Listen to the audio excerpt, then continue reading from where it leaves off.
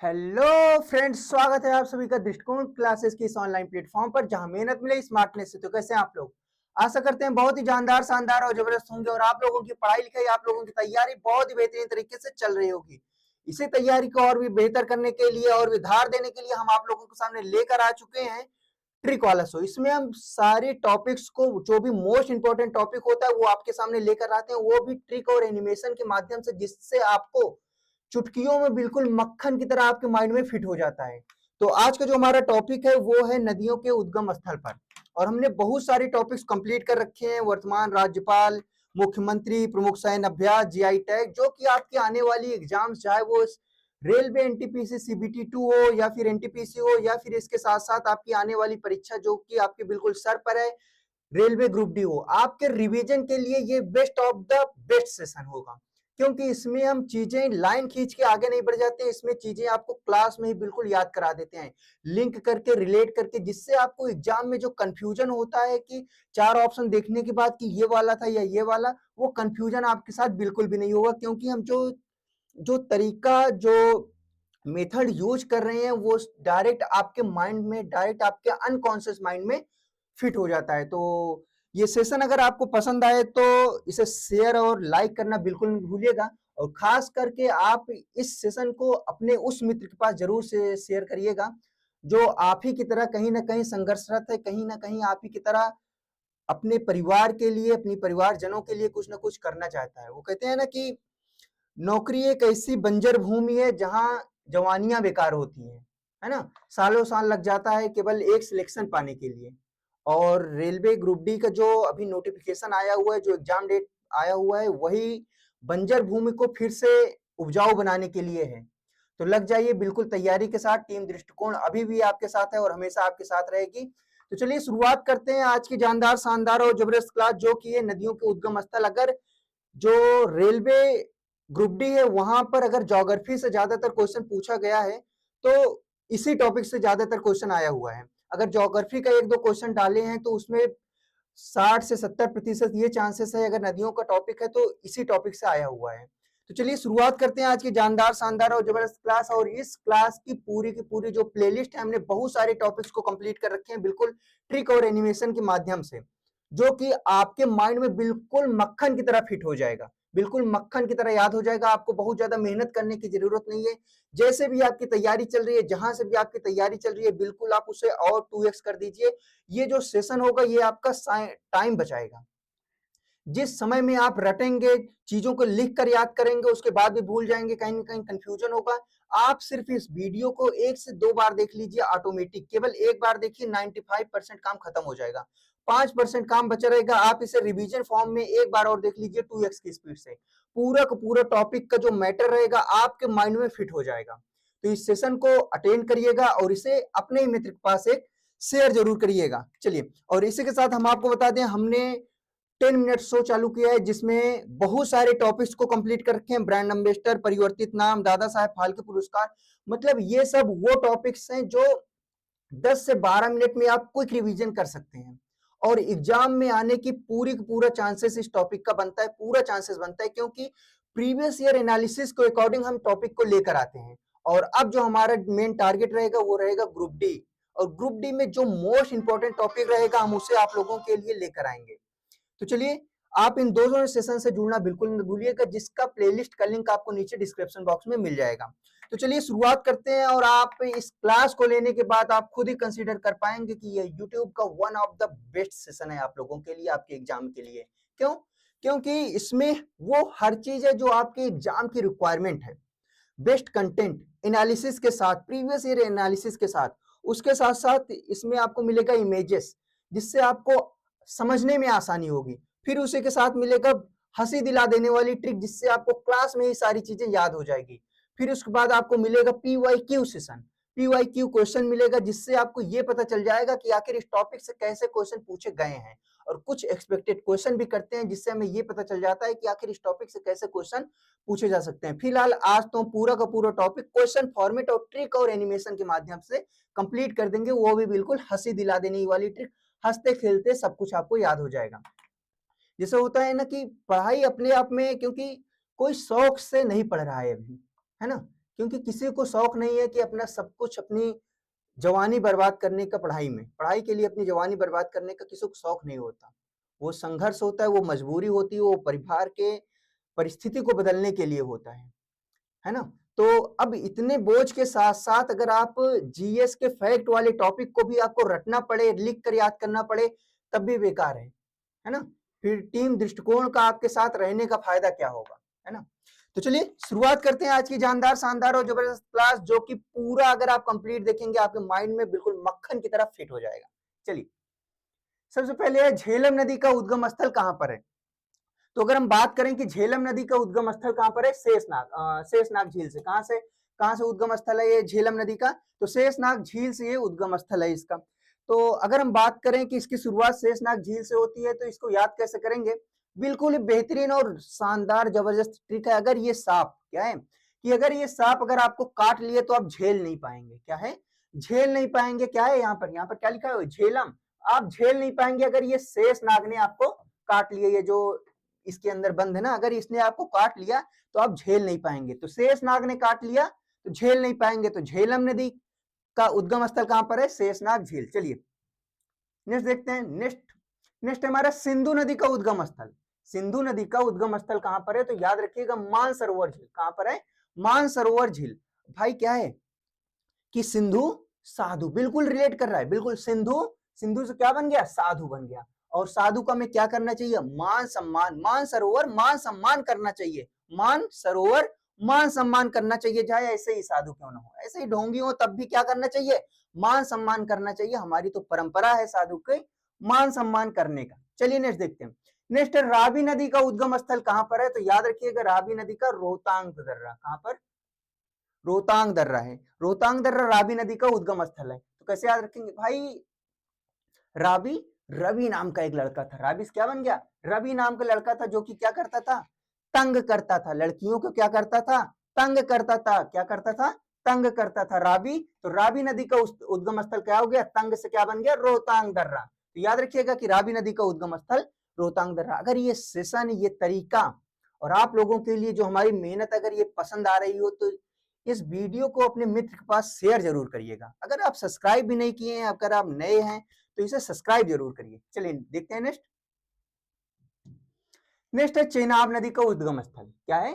चेनाब नदी का चौथा नंबर। चेनाब नदी का उद्गम स्थल कौन सा है? तो याद रखिएगा बड़ा लाचा दर्रा। कौन सा उद्गम स्थल कहां पर है?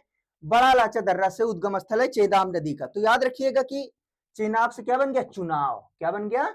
चुनाव। और चुनाव टाइम में क्या करते हैं? बड़ा लालच देते हैं। बड़ा लाचा, बड़ा लालच देते हैं। कब? चुनाव के टाइम में। तो चेनाब से क्या बन गया? चुनाव। और चुनाव के टाइम में बड़ा लालच देते हैं, बहुत सारी योजना निकाल देते हैं, बहिनी समृद्धि योजना, मतलब पता नहीं कितनी कितनी योजनाएं निकाल देते हैं क्योंकि बड़ा लालच देते हैं। तो याद रखिएगा। और यहाँ पर तो क्या होता है पंचायत चुनाव में कि एक एक दारू और एक एक मुर्गा पे लोग बिक जाते हैं क्योंकि लालच देते हैं। तो कब देते हैं? चुनाव के टाइम में। तो चुनाव से क्या हो गया? चेनाब। तो चेनाब नदी का जो उद्गम स्थल है कहां पर है? बड़ा लाचा दर्रा। नेक्स्ट देखेंगे। नेक्स्ट है ब्यास नदी।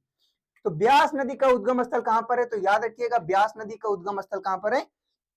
रोहतांग दर्रा पर। कहां पर है? रोहतांग दर्रा। तो ब्यास से क्या बन गया? प्यास। अगर भाई इस बच्चे को प्यास लगी है, क्या है? इस बच्चे को प्यास लग जाएगा तो क्या करेगा? रोएगा। रोहतांग, रोहतांग से क्या हो गया? रोना। क्या हो जाएगा? रोना। भाई रोएगा।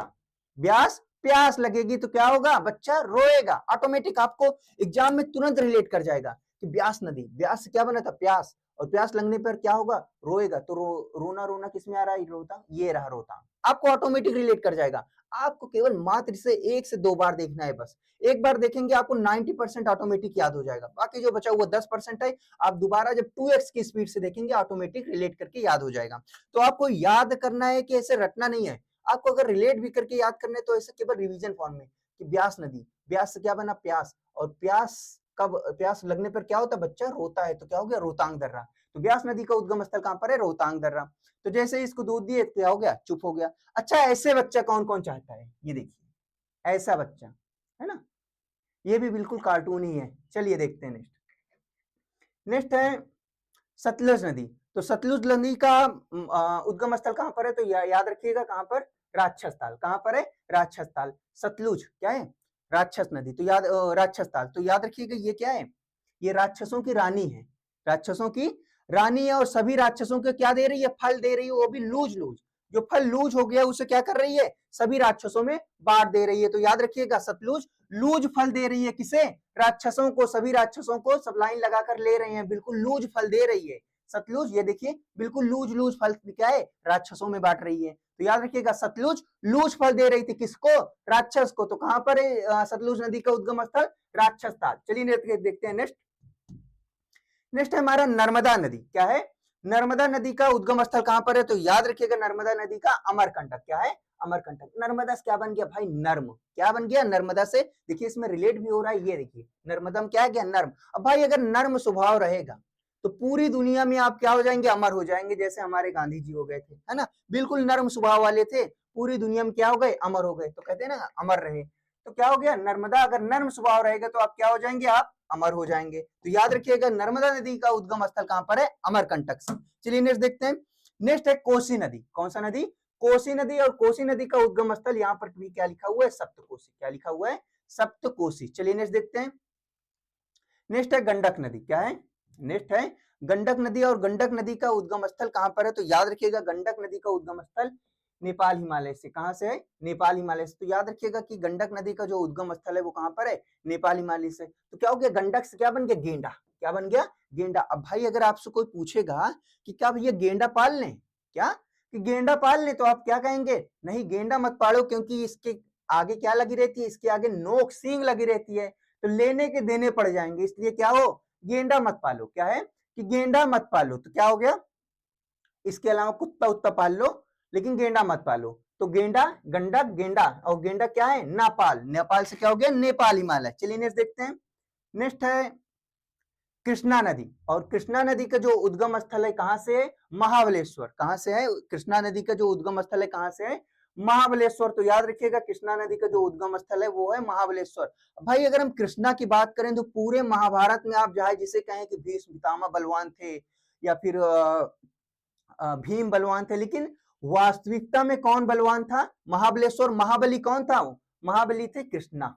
कौन थे, कृष्णा थे महाबली। तो याद रखिएगा कृष्णा नदी कहां, उद्गम स्थल कहां पर है, महाबलेश्वर। याद रखिएगा। चलिए नेक्स्ट देखते हैं, महाबली कौन था, कृष्णा।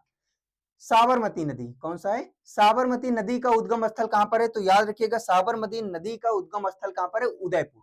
कहां पर है, उदयपुर।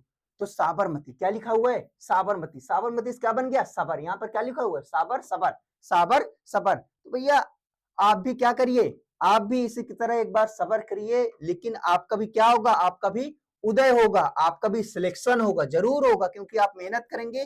क्या होता है ना कि भले ही कुछ चीजें हमारे हाथ में पूरी तरह से ना हो, कुछ चीजें किस्मत के हाथों में होती है, लेकिन मेहनत से उस किस्मत को बदला जा सकता है। अगर हम मेहनत करेंगे तो वो किस्मत को भी एक दिन झुकना पड़ेगा, है ना। तो क्या है, सबर। तो आप सब भी क्या करिए, सबर करिए, और एक ना एक दिन आपका भी उदय होगा और सिलेक्शन होगा। वो कहते हैं ना, क्यों तरसता है तू वंदे, जल्द ही बदलेगा मंजर, देख ले तू एक दफा फिर से अपने दिल के अंदर। तो चलिए साबरमती नदी का उद्गम स्थल कहां पर है, उदयपुर। आप कभी क्या होगा, सबर रखो उदय होगा, सबर रखो उदय होगा। तो सबर से क्या हो गया, साबरमती, और उदय होगा से क्या हो गया, उदयपुर। चलिए आपको भी ऐसे क्या मिलेगा, एक दिन सिलेक्शन मिलेगा। चलिए देखते हैं नेक्स्ट। नेक्स्ट है सोन नदी। और सोन नदी का जो उद्गम स्थल है कहां पर है, तो याद रखिएगा सोन नदी का उद्गम स्थल अमरकंटक। कहां पर है, अमरकंटक पे है, याद रखिएगा। तो कैसे याद रखेंगे, सोन नदी का उद्गम स्थल कहां पर है, अमरकंटक। भाई अगर अभी के टाइम पे अगर आपको सोना मिल जाए, क्या मिल जाए, ऐसे ही अगर सोना मिल जाए तो अभी के टाइम पे तो आप अमर ही हो जाएंगे। वास्तविकता में नहीं हो जाएंगे, क्योंकि बहुत सारी बीमारियां हैं, लगने के बाद पैसा भी काम नहीं आता, लेकिन एक स्तर पर तो आप अमर हो जाएंगे, है ना। तो सोन नदी का उद्गम स्थल अमरकंटक, याद रखिएगा। चलिए नेक्स्ट देखते हैं। नेक्स्ट है यमुना नदी। क्या है, यमुना नदी। तो यमुनोत्री ग्लेशियर सभी को पता होगा, बिल्कुल आसान है, यमुनोत्री ग्लेशियर। नेक्स्ट देखेंगे। नेक्स्ट है ब्रह्मपुत्र नदी। ब्रह्मपुत्र नदी का उद्गम स्थल कहां पर है,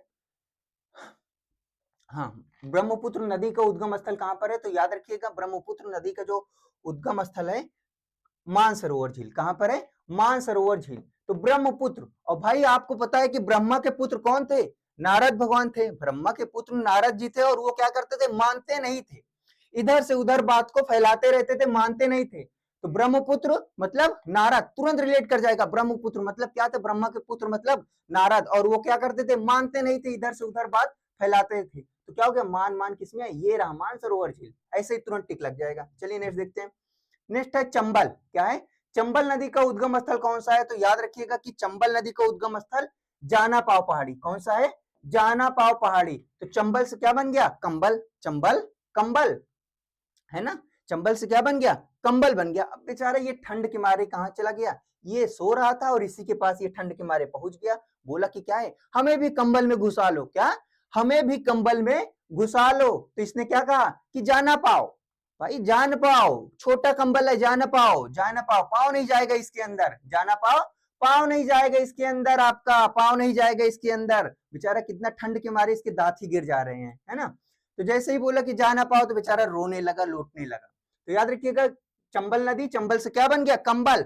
और कंबल में क्या बोला था बच्चे ने कि जा ना पाओ, पाओ ना जाए अंदर, पाओ नहीं जाएगा अंदर, पाओ जा ना पाओ, पाओ नहीं जाएगा अंदर। तो चंबल नदी का उद्गम स्थल कहां पर है, जाना पाओ पहाड़ी। याद रखिएगा। अगर ये तरीका, ये सेशन और टीम दृष्टिकोण का मेहनत अगर आपको पसंद आ रही हो तो अभी अगर आप सब्सक्राइब नहीं किए तो सब्सक्राइब कर दीजिए, और साथ ही अपने मित्र के पास इसे शेयर जरूर करिएगा। और हाँ, ऑफलाइन कमेंट बॉक्स में जरूर बताइएगा कि ये सेशन आपको कैसा लगा, और नेक्स्ट टॉपिक आपको किस सेशन पे चाहिए, किस टॉपिक पर चाहिए, नेक्स्ट क्लास आपको किस टॉपिक पर चाहिए, आप बताएंगे। और साथ ही साथ हम तो प्रीवियस ईयर एनालिसिस के अकॉर्डिंग आपके सामने ये सेशन तो लेकर आते हैं। चलिए नेक्स्ट देखते हैं।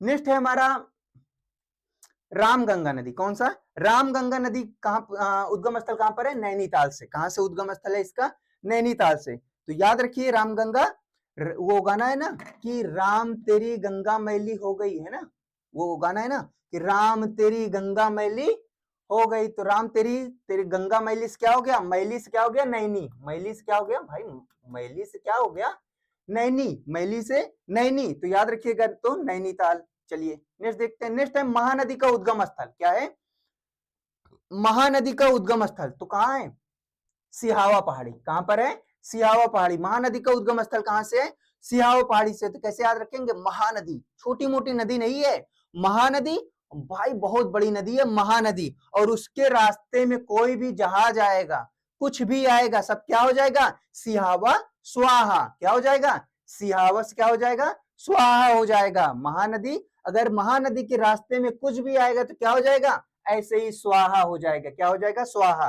तो महानदी का उद्गम स्थल कहां पर है, सिहावा पहाड़ी। याद रखिएगा। नेक्स्ट देखेंगे लूनी नदी। और लूनी नदी का उद्गम स्थल कहां पर है, नाग पहाड़ी। कहां पर है, नाग पहाड़ी, अजमेर। तो याद रखिएगा कि अगर आप ऐसे ऐसे पहाड़ी पे, है ना, अगर आप इस नाग पहाड़ी पे चलना शुरू कर दिए, इस नाग पहाड़ पे चलना शुरू कर दिए, तो आप क्या हो जाएगा, खूनी हो जाएगा। लूनी से क्या बन गया, खूनी, लूनी से क्या बन जाएगा, खूनी। ये लूनिस बन गया खूनी। आप खूनी खूनी हो जाएंगे अगर आप इस नाग पहाड़ी पे जाएंगे। भाई इतना खतरनाक नाग पहाड़ी, इतना बड़ा मुंह है, अगर आप इस पे जाएंगे तो क्या हो जाएगा, खूनी खूनी हो जाएगा। तो याद रखिएगा, लूनी खूनी। और कब खूनी हो जाएंगे, जब नाग पहाड़ी पर चढ़ेंगे। तो लूनी नदी का उद्गम स्थल कहां पर है, नाग पहाड़ी। चलिए नेक्स्ट देखते हैं। नेक्स्ट है हमारा गंगा नदी। गंगा नदी का उद्गम स्थल सभी को पता है, गंगोत्री ग्लेशियर। कहां से, गंगोत्री ग्लेशियर। नेक्स्ट है गोदावरी नदी। कहां पर है, गोदावरी नदी कहां पर, नासिक त्र्यंबकेश्वर महाराष्ट्र। कहां से, नासिक त्र्यंबकेश्वर महाराष्ट्र। तो याद रखिएगा गोदा, है ना, गोदस बन गया गोदान, है ना, गोदा। एक बार अगर आप रिपीट कीजिए, गोदान, गोदा, गोदा, गोदा क्या बन गया, गोदान। और गोदान कितने किए थे, तीन। कितने किए थे, अरे भाई एक कहां चली गई, लग रहा है एक घास खाने चली गई है ना, नहीं नहीं है यहीं पर है। तो कितने, त्रिम्बकेश्वर तीन। देखिए इसमें त्रिम लिखा है ना, तो तीन हो गया। तो गोदावरी नदी का जो है उद्गम स्थल कहां पर है, त्रिम्बकेश्वर। गोदान, है ना, गोदावरी गोदान, गोदावरी गोदान। कितने गोदान किए थे, तीन गोदान। तो त्रिम्बकेश्वर, नासिक महाराष्ट्र। याद रखिएगा। चलिए नेक्स्ट देखते हैं।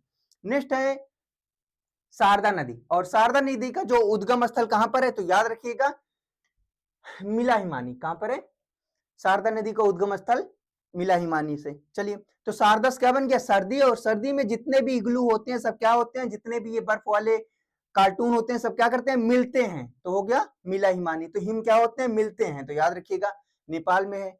नेक्स्ट देखेंगे। नेक्स्ट है ताप्ती नदी। और ताप्ती नदी का उद्गम स्थल कहां पर है, मुल्ताई पहाड़ी। कहां पर है, मुल्ताई पहाड़ी। अब कैसे याद रखेंगे, ताप्ती मतलब तपना, मतलब गुस्सा, है ना, ताप्ती मतलब तपना, और सबसे ज्यादा कौन तपता है? ताई तपती है, मुलताई ताई। देखिए यहाँ पर लिखा है ना, मुलताई में क्या है? ताई। और सबसे ज्यादा कौन तपता है?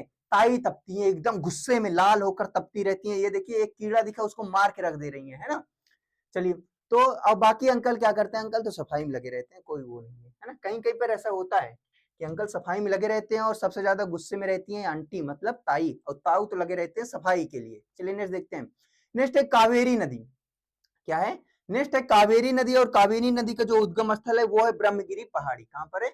ब्रह्मगिरी पहाड़ी। कावेरी नदी का उद्गम स्थल कहां पर है? ब्रह्मगिरी पहाड़ी। चलिए नेक्स्ट देखेंगे, ये याद रखिएगा, ब्रह्मगिरी पहाड़ी। चलिए नेक्स्ट देखेंगे। नेक्स्ट है उमियद उमियम नदी का उद्गम स्थल कहां है? उमियम झील। बिल्कुल आसान है, बिल्कुल आपको रिलेट करके याद हो जाएगा।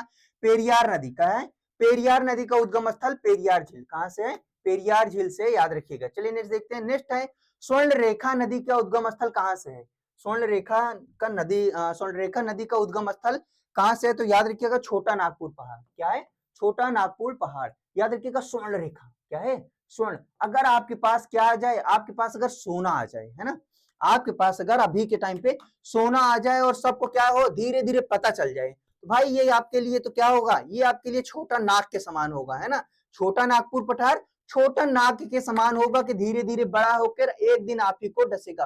वो एक स्टोरी है ना कि एक हॉलीवुड की शायद एक छोटी सी स्टोरी थी कि उसमें एक महिला रहती है। महिला क्या करती है? एक छोटे से अजगर के बच्चे को पालती रहती है। तो अजगर का बच्चा क्या करता है?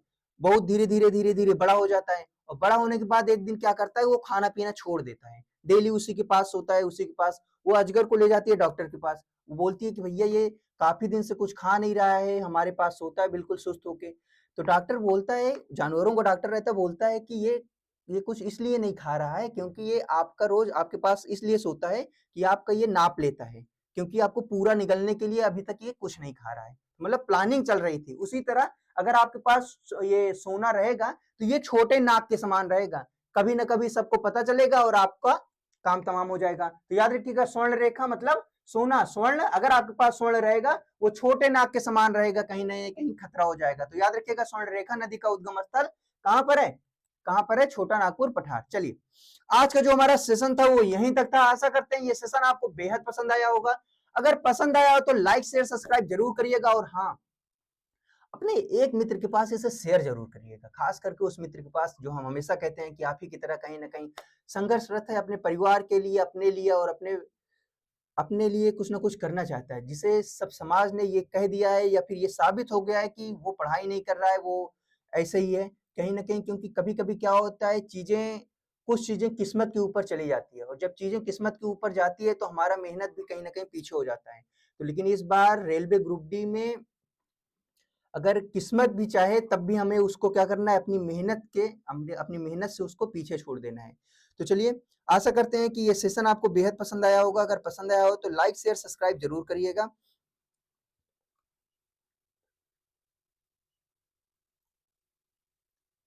वो कहते हैं ना कि आपका जो सबसे बड़ा साथी है, या फिर आपके सफलता का सबसे बड़ा जो चाहने वाला है, मुंह पर तो सभी बोलेंगे भाई हम चाहते थे कि हाँ आप सफल हो जाएं, आप आपका सिलेक्शन हो जाए, लेकिन जो असली चाहने वाले हैं कि आप सफल हो जाएं, वो हैं आपके घर के माँ बाप। उनसे बेहतर आपका हितैषी और कोई नहीं है। वो कहते हैं ना कि हर कोई मुस्कुरा रहा था जीत पर मेरी, हर कोई मुस्कुरा रहा था जीत पर मेरी, वो अकेली थी जिसके आंखों में आंसू था। तो वो जिसकी आंखों में आंसू है वो आपकी माँ होंगी। तो क्योंकि जिस दिन आप जीतेंगे, जिस दिन आपका सिलेक्शन होगा, सबसे ज्यादा खुशी अगर होगा तो वो आपके माँ बाप को, और उससे भी कहीं ज्यादा आपकी माँ को। तो चलिए, इसी के साथ हंसते रहिए, मुस्कुराते रहिए, अपना ख्याल रखिए, अपने माँ बाप का ख्याल रखिए। Thank you for watching. और हाँ, सब्सक्राइब जरूर करिएगा। अगर आपने शेयर नहीं किया है तो शेयर जरूर करिएगा, और हाँ, कमेंट बॉक्स में जरूर बताइएगा कि ये सेशन आपको कैसा लगा, और नेक्स्ट टॉपिक आपको किस चीज के लिए चाहिए, तो आप टॉपिक जरूर लिखिएगा। चलिए, हंसते रहिए, मुस्कुराते रहिए, अपना ख्याल रखिए, अपने माँ बाप का ख्याल रखिए। Thank you for watching.